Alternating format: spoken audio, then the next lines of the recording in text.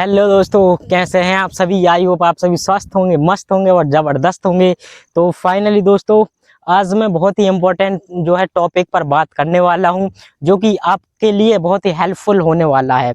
दोस्तों, अगर आप कुछ जानकारी चाहते हैं, कुछ यानी कि अपनी लाइफ में कुछ करना चाहते हैं, छोटा मोटा बिजनेस करना चाहते हैं, तो आप इस वीडियो में कंटिन्यू बने रहिएगा।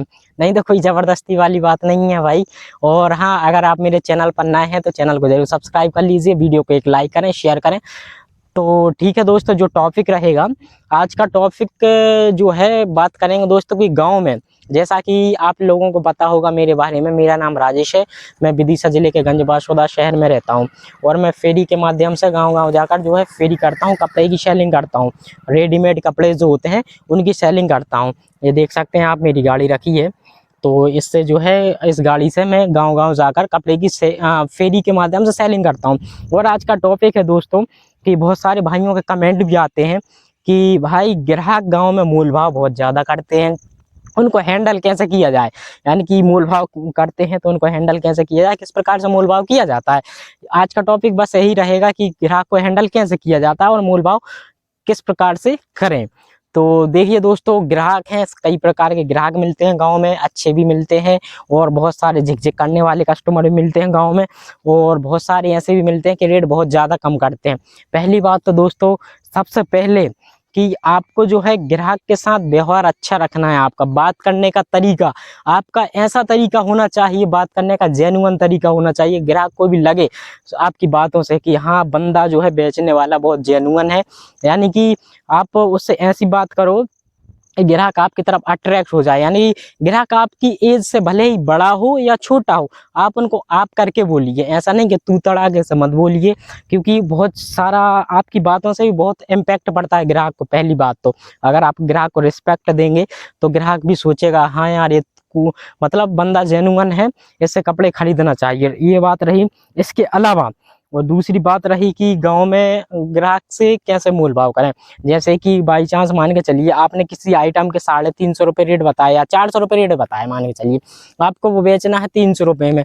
तो एक एग्जांपल दे रहा हूँ कि आप होलसेल में कोई आइटम लेकर आए, मान के चलिए कुर्ता, एक एग्जांपल दे रहा हूँ मैं छोटा सा। लेडीज कुर्ती आप लेकर आए 200 रुपये की, होलसेल में पड़ी वो 200 की, मान के चलिए आपको उसको सेल करना है 250 रुपये में। समझना, एक छोटा सा एग्जांपल दे रहा हूँ, कोई भी आइटम रख सकते हैं आप। 250 रुपये की आपको सेल करना है और आप गांव में गए, गांव में आपने उसके रेट बताए कितने, 350 रुपये आपने बता दिए, 350। ग्राहक ने पूछा कि भैया ये कितने का है, 350 रुपये बता दिए। और ग्राहक को पसंद आ गया, मान के चलिए पसंद आ गया। अब ग्राहक झिकझिक करने लगा, भैया नहीं, ये 350 बहुत महंगा है, हम तो 200 रुपये देंगे। या ग्राहक बोलता है 150 रुपये देंगे। तो ठीक है, आप सुन लीजिए उसकी बात। इसके अलावा आप ग्राहक से बोलिए कि आप क्वालिटी देखिए कपड़े की। पहली बात तो, हर कोई बेचने वाला ही क्वालिटी बताता है, कपड़े में क्वालिटी है, डिज़ाइन है, ऐसी डिज़ाइन वैसी डिज़ाइन, जो भी है वो आप बताइए कस्टमर को, है ना। कस्टमर थोड़ा बहुत कन्विंस तो होगा आपकी बातों से, ऐसा नहीं कि नहीं। जैसे 150 बताया, थोड़ा बहुत कस्टमर बढ़ जाएगा कि भैया 200, आपने 350 बताया, 350 से 50 आप भी कम हो जाइए, 300 कह दीजिएगा, 330 दे दो। नहीं मान रहा है तो एक काम करिए, फाइनल 300 का लग जाएगा, इससे कम नहीं पड़ पा रहा है ना। इसके अलावा अगर ग्राहक फिर भी नहीं मान रहा है, ग्राहक 200 तक पहुंच गया, ठीक है आपकी बात, 200 के बाद ग्राहक अगर बिल्कुल भी नहीं बढ़ रहा है, कोई बात नहीं, आप 300 तक पहुंच गए, है ना। और 300 आपको बेचना है, वो लास्ट 250 में, 250 तक आप बेच सकते हैं उसको।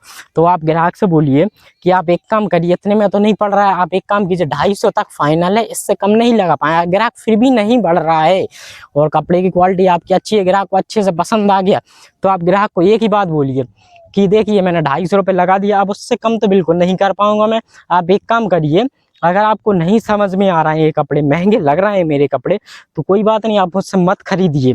आप ग्राहक को डायरेक्ट बोलिए कि आप मत खरीदिए, कोई बात दिक्कत वाली बात नहीं है। आप मार्केट जाइए, मार्केट में इस कपड़े के, जो मेरे पास कपड़ा है, आप इसकी फ़ोटो खींच लीजिए आपके मोबाइल में, और फ़ोटो खींचने के बाद मार्केट जाइए। आफ्टर मार्केट आप इसका रेट ट्राई करिए कि कितने में ये आपको मार्केट में मिल रहा है। अगर 250 रुपये से, क्योंकि आपको पता है, फेरी वाले, मुझे भी पता है, सभी फेरी वाले जो भाई होंगे सबको पता है कि भाई फेरी वाले मार्केट से कम रेट में ही सेलिंग करते हैं गांव में। क्योंकि गांव में ग्राहक, अगर आप मार्केट से ज़्यादा रेट में सेलिंग करेंगे तो ग्राहक नहीं खरीदेंगे, क्योंकि आजकल सभी होशियार हैं, सबको रेट पता है कौन सी चीज़ कितने की मिल रही। बहुत से ग्राहक ऐसे भी होते हैं उनको रेट पता है कि हाँ ये 250 मिल रही, फिर भी वो जिग जिग करते हैं, फेरी वाले से बहुत कम करवाते हैं रेट। क्योंकि बहुत सारे, सभी का नहीं बोल रहा हूँ भाई, सभी कस्टमर का नहीं बोल रहा हूँ, बहुत सारे कस्टमर बहुत अच्छे मिलते हैं। कई सारे कस्टमर ऐसे मिलते हैं उनको ऐसा लगता है कि ये फेरी वाला तो भाई कहीं पर भंडारा हो रहा था तो मतलब कपड़े बटोर कर ले आया है हमारे पास बेचने के लिए। बहुत सारे कस्टमर का सोचना यही है कि भाई भंडारा हो रहा था तो फेरी वाला उठा कर ले आया तो इसको बहुत सस्ते मिलते हैं। तो कई सारे लोगों का ऐसा सोचना रहता है, मैं सभी का नहीं बोल रहा हूँ, बहुत सारे ऐसे मिलते हैं। तो आप कस्टमर से बोलिए कि 250 से कम में तो नहीं पड़ा है, आप मार्केट जाइए, इसके रेट ट्राई करिए। अगर आपको 250 से कम में मिल रहा है, क्योंकि आपको पता है कि वो चीज़ 250 से कम में मार्केट में तो मिलेगी नहीं, 300 प्लस ही मिलेगी जो भी है ना। तो अगर आपको इतना कॉन्फिडेंस है कि आप जो आइटम बेच रहे हो ग्राहक को 250 रुपये में, वो मार्केट में 250 प्लस मिलेगा, तो आप कॉन्फिडेंस से बोल सकते हो ग्राहक को कि आप मार्केट जाइए, आफ्टर मार्केट आप इसके रेट ट्राई करिए, 250 में या 250 से कम में मिल जाता तो आप ले आइए, कोई दिक्कत नहीं, मुझसे मत खरीदिए, है ना। आप ले आना और अगली बार मुझे दिखा भी देना कि ये मैं लेके आ गया हूँ। और अगर नहीं मिलता है तो मैं 15 दिन बाद या 10 दिन बाद, आप जब भी उस गांव में जाते हो उस गांव बोलना कि मैं 15 दिन बाद दोबारा आऊँगा।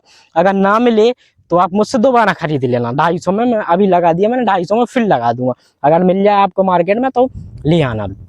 तो कस्टमर उससे कन्विंस भी होते हैं, बहुत सारे कस्टमर मैंने देखा है कई सारे केस में कि कस्टमर कन्विंस हो जाता है इस चीज में कि सामने वाला अगर ऐसा बोल रहा है कि मुझसे मत खरीदो कपड़े, क्योंकि हर कोई फेरी वाला ऐसा तो बोलता नहीं है भाई कि नहीं मुझसे मत खरीदो। हर कोई फेरी वाला ग्राहकों का कन्विंस करता है कि नहीं आप मुझसे ही कपड़े खरीदो, किसी और से मत खरीदो। तो आपको ग्राहक को ऐसे जबरदस्ती नहीं करना है। ग्राहक भी सोचता है कि अगर ये मना कर रहे हैं कि मुझसे कपड़े मत खरीदो तो इनकी बात में कुछ दम तो होगा भाई, कि मार्केट में हो सकता है इससे महंगे मिल रहे हो। तो ग्राहक इससे क्या 250 रुपये में कपड़े खरीद लेता है। बाई चांस है कि कोई ग्राहक नहीं भी खरीदते हैं भाई, मैं सबका नहीं बोल रहा हूँ, मेरे एक्सपीरियंस से बता रहा हूँ मैं कि ये जो मैं बता रहा हूँ आपको ये मैंने आजमाया हुआ तरीका है। और ज़्यादातर ग्राहकों के ऊपर मैं ऐसा ही तरीका आजमाता हूँ, ग्राहक कन्विंस भी हो जाते हैं भाई। रही बात ये कि मोल भाव आपको ऐसे इस प्रकार से करना है ना, और आपके तरीके से आप कर सकते हैं। ये नहीं कि जैसा मैंने बता दिया ऐसा ही करना है, ऐसा मत करिए। अगर आपको मुझसे और भी बेटर तरीका आता तो आप वो वाला तरीका आजमाइए और मुझे कमेंट भी करिए कि भाई राजेश भाई आपने तरीका ठीक नहीं बताया है ना, या अच्छा बताया, या आपके हिसाब से जो भी तरीका हो आप मुझे बता सकते हैं, सजेशन दे सकते हैं, जिससे कि मुझे भी उस बारे में क्या और भी नॉलेज होगा। मैं और भी भाइयों को आपके कमेंट के हिसाब से अगले वीडियो में और भी सजेशन दे सकता हूं कि नहीं भाई ये मैंने तरीका बताया ये ठीक है, इसके अलावा और भी तरीका है, ये वाला तरीका आप अप्लाई कर सकते हैं ग्राहक के ऊपर। तो रही बात ये, और दूसरी बात भाई कि जैसे आप फेरी करते हैं तो किसी गांव में जाते हैं तो गांव में जाने के बाद ऐसा नहीं करना कि आपको गाड़ी चालू करी आपने सेल्फ दबाया और गली में गए किसी और बस यानी कि चलते ही चलते गए, चलते नहीं चलना है भाई। आपको गली में जाना है, थोड़ा सा रुकना है 1-2 मिनट, भले ही ग्राहक कस्टमर आपको मिले या ना मिले आपको रुकना ही रुकना है 1-2 मिनट। आप रुकिए, आवाज़ लगाइए, या मेगाफोन बांध रखा है अपना मेगाफोन चालू करिए 1-2 बार, ऐसा नहीं कंटिन्यू मेगाफोन नहीं बजाना है कि उससे क्या गांव के लोग बाग भी डिस्टर्ब होते हैं यार। कई सारे मान के चलिए कोई बीमार भी रहता है घर में, आराम भी कर रहा है, कोई सो भी रहा है, इस हिसाब से क्या मेगाफोन उतना ही बजाना 1-2 बार, फिर क्योंकि सबके पास आवाज़ पहुंच जाती है इजीली। 1-2 बार बजा के आप मेगाफोन में रिकॉर्डिंग, उसके बाद रुक जाइए थोड़े 1-2 मिनट, कस्टमर का वेट करिए, क्योंकि कस्टमर सभी कस्टमर क्या फ्री नहीं रहते। कोई कस्टमर हो सकता है अंदर घर में कुछ काम कर रहा हो, वो काम छोड़ के आपके पास आए तो आपके पास आने में थोड़ा टाइम भी लग जाता है।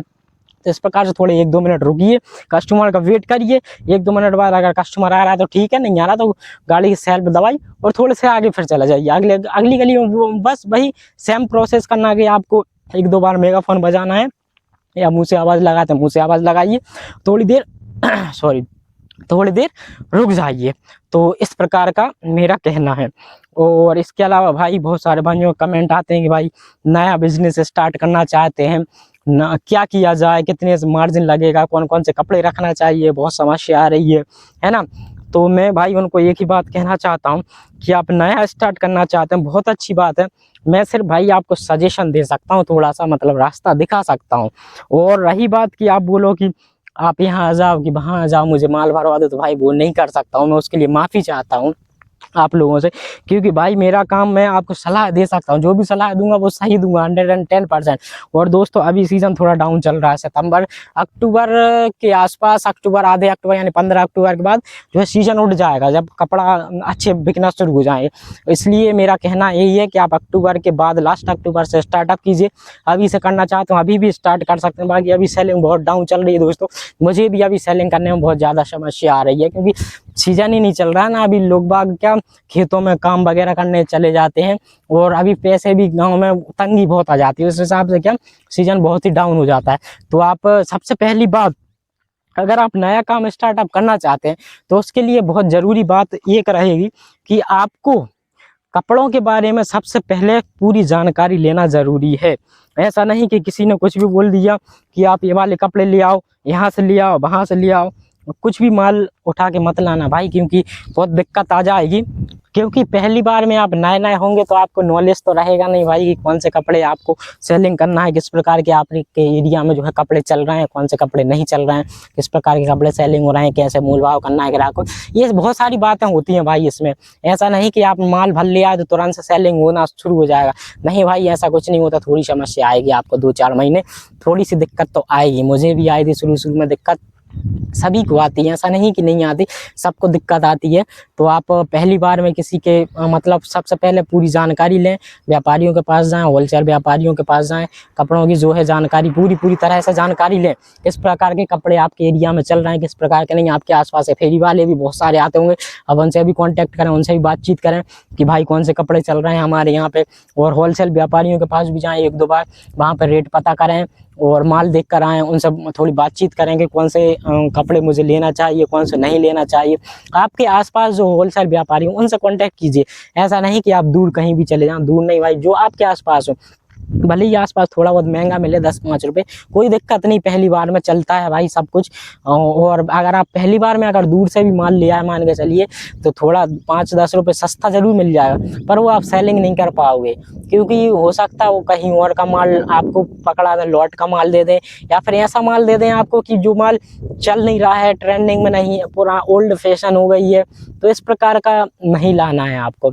आप थोड़ी जानकारी जो है सही जानकारी साझा करें। आप थोड़े घूम फिर के व्यापारियों से बात करें, फेरी वालों से बात करें, और फिर सही जानकारी लेकर आप स्टार्टअप कर सकते हैं। भाई मार्जिन की बात की जाए तो इसमें कोई लिमिट नहीं है, आप कितना भी मार्जिन, कितना भी मार्जिन लगा सकते हैं। पर हाँ, मेरी सलाह यही रहेगी भाई, पर्सनल एक्सपीरियंस यही है कि पहली बार में आप सबसे कम से कम मिनिमम मार्जिन से स्टार्टअप करें। पहली बार में आप माल खरीदने जाएँ तो 10-15 हज़ार, ज़्यादा 20 हज़ार का माल ही लेकर आएँ भाई। अगर फेरी करना चाहते हैं तो कम से कम 20 हज़ार से ज़्यादा का माल ना लाएँ।